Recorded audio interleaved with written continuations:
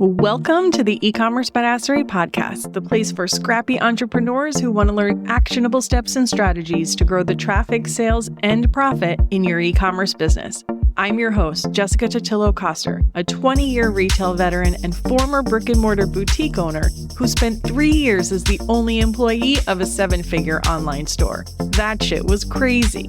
I know exactly how it feels to do all the things, and I'm sharing everything I learned the hard way so you don't have to. I may have started this business by accident, but supporting badass bosses like you lights me the fuck up, and I am so stoked to see you grow. Are you ready, babe? Let's roll. Welcome back to the eCommerce Badassery Podcast. I'm your host, Jessica Totillo-Coster. In the spirit of working on your business this summer and setting yourself up for success for the last half of the year, I wanted to make sure you've done everything you can to optimize your online presence, even off of your website. My goal today is to give you a checklist of things you can prioritize to get set up in your business. We're not going to go too deep into any one of them. They all have plenty of their own documentation you can use to do the implementation. Check the show notes for links. But I do see that a lot of e-commerce businesses aren't taking advantage of these platforms at all. So let's talk about it. To get started, I want to talk about the must-have platforms that you should be setting up your business on, starting with Google Shopping. If you sell a product that people are searching the internet for, you absolutely have to set up Google Shopping. While you can boost listings through paid means, it's 100% free to list your products on Google Shopping. And Google has been doing a lot of their own testing and improvement in terms of the listings and how they appear and how people can navigate them. So you can be confident that this is not going away anytime soon. And it's a super important step for e-commerce SEO. The other must-have is your Facebook and Instagram shop. Even if you don't spend a ton of time on one or either platform, you'll want to connect your e-commerce store to Meta's Commerce Manager and bring over your product feed. If you do already have your Facebook shop set up, but haven't updated your settings to allow checkout on the actual Facebook and Instagram platforms, your shop is no longer supported as of April 2024.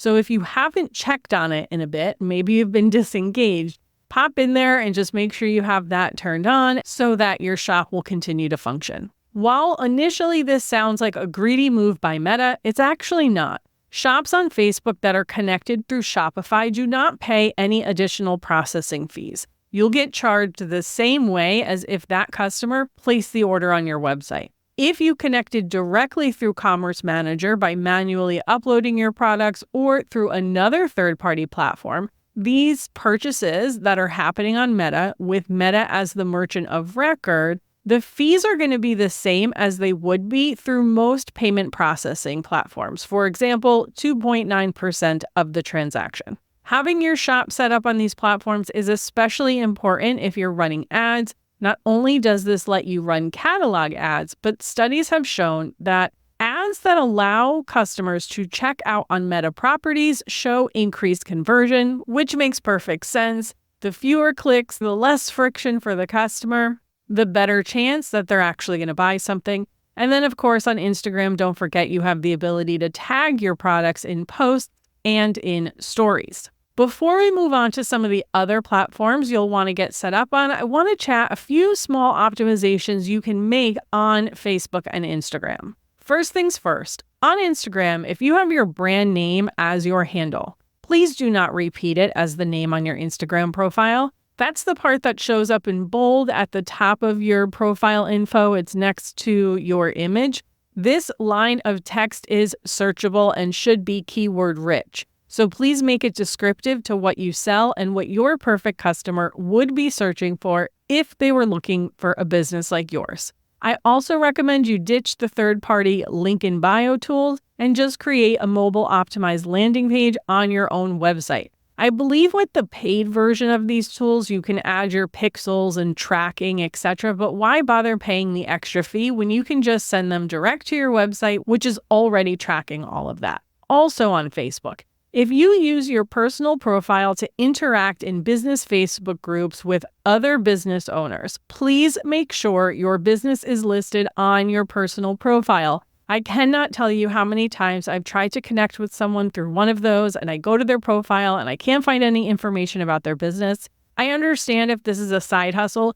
Maybe you don't want people to see that you have a business. That's how it was when I first started eCommerce Badassery. That's different and I get it. But otherwise, make sure it's easy for people to look up your business if they first find you through your personal profile. In addition to those must-haves, there are other platforms that you can connect your product catalog to and create a presence on the platform. For instance, if you have a presence on YouTube, you can connect your product feed to the platform and feature items in your videos, and they show up as a little carousel underneath the video. This is especially powerful because YouTube is a search engine and the content there is way more evergreen than your typical social channel. I get videos from 5 years ago in my YouTube feed all the time. Then, of course, there is TikTok. It's debatable how important this is if you're not actually active on the platform or running ads on TikTok, but even if you have an inactive profile, just get your products connected.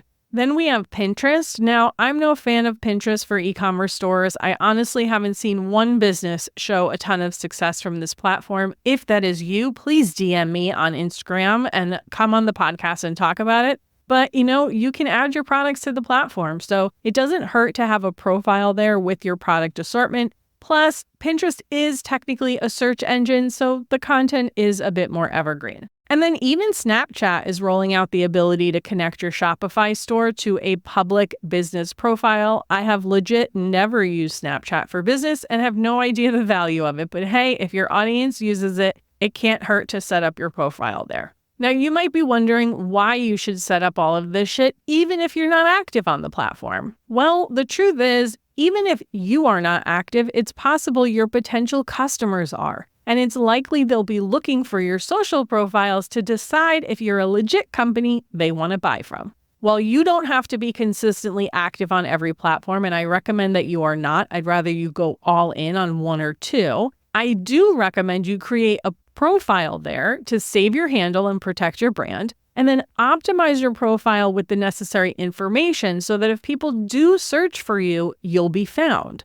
Think of it just like a business listing. You can set up a handful of static posts that introduce them to you, your brand, feature your bestsellers, and call it a day. And this is especially true on Instagram and TikTok, as they are the go-to platforms for most people. So that's what I want every e-commerce business to set up. But if you have a permanent in-person presence, whether it's a brick and mortar retail store or even a weekly pop-up, then you also want to make sure you've got your local citations dialed in. Local citations is just a fancy SEO term for being listed on local business directories. For example, Google My Business and Yelp.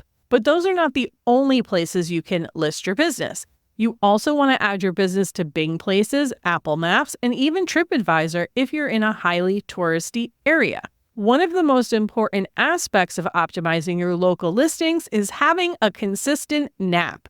Yep, N-A-P. Unfortunately, it's not the good kind of NAP. That just stands for name, address, and phone number. If your NAP is inconsistent across the internet, this is a signal to the search engines that you might not be legit or trustworthy. These are important signals not only to the search engines, but also consumers.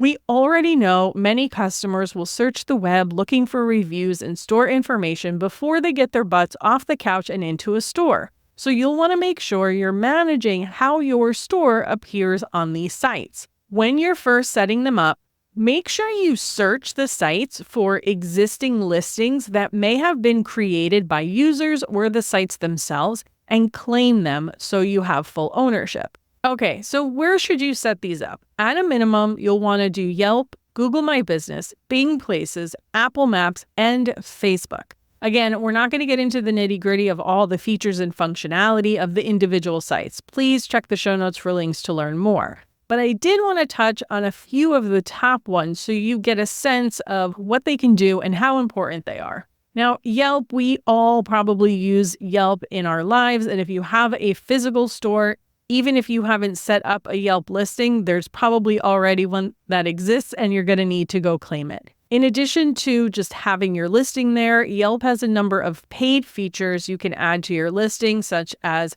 preventing industry competitor ads from showing up on your page, adding additional business attributes, and even boosting your listings within the Yelp search results. Then we have Google My Business. Google My Business is probably the most important because it drives a lot of your visibility in the Google search engine. This helps you show up in local results through Google Maps, and it also takes up a big old block on the right side of a Google search results page.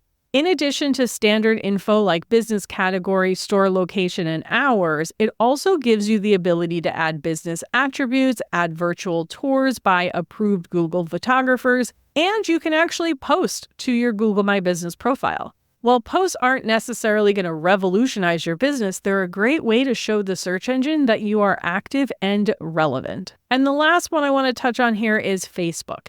If you have multiple store locations, you can also set up location pages on Facebook that are attached to your main business page. So this lets you maintain separate hours and events per location. In order to keep the pages active, you can set it so any posts that you add to your main business page will automatically feed into those individual location pages as well. So you don't have to worry about posting more than one, but again, it gives you that opportunity to put store-specific details like location, hours, and phone number on those individual location pages. Now, if setting all of this up and maintaining it sounds like a lot of work, it kind of is. At my previous day job, I had the pleasure of managing our local listings for 25 stores across 5 or so platforms during the pandemic when closures and hours were changing multiple times a week.